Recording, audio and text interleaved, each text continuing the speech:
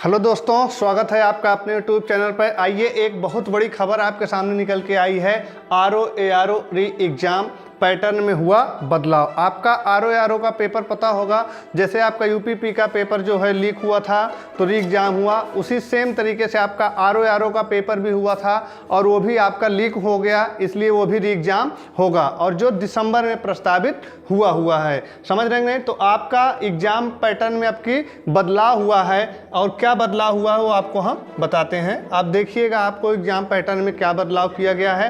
पहले आपको 2 पेपर देना पड़ता था, यानी कि 2 घंटे आपको देना पड़ता था GS का, जिसमें आपके होते थे 140 प्रश्न, और 1 घंटे आपको देना पड़ता था 60 प्रश्न, जिसमें आपको हिंदी अकेले होती थी आपकी। इसमें आपका हिंदी होता था और इसमें आपका GS और GK होता था 140।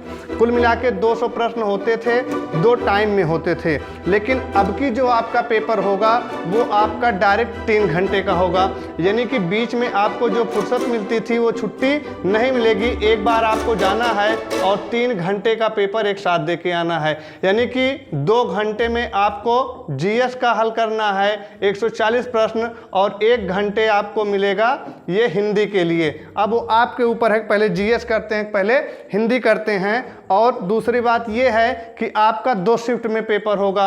जैसे UPP री एग्ज़ाम हुआ है 5 शिफ्ट में हुआ है, यानी 5 दूनी 10 शिफ्ट हो गया 5 दिन में, उसी तरीके से आपका RO का पेपर जो है अब वो 2 दिन चलेगा, यानी 2 दिन का मतलब हुआ कि 4 शिफ्ट हो जाएगा।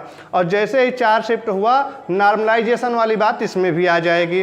तो यहाँ पे भी अब ये हो रहा है कि नॉर्मलाइजेशन कैसे होगा, कैसे किया जाएगा। किसी का पेपर हो सकता है बहुत आसान आ जाए, किसी का पेपर थोड़ा हार्ड हो जाए। तो अब आपको नॉर्मलाइजेशन का भी फ़ायदा मिलेगा कुछ लोगों का, यानी कि नॉर्मलाइजेशन होना एकदम तय है। ये बात आपको ध्यान देना है। तो आपको ये बात पता चल गई होगी कि 140 प्रश्न GS का है, 60 प्रश्न आपका हिंदी का है।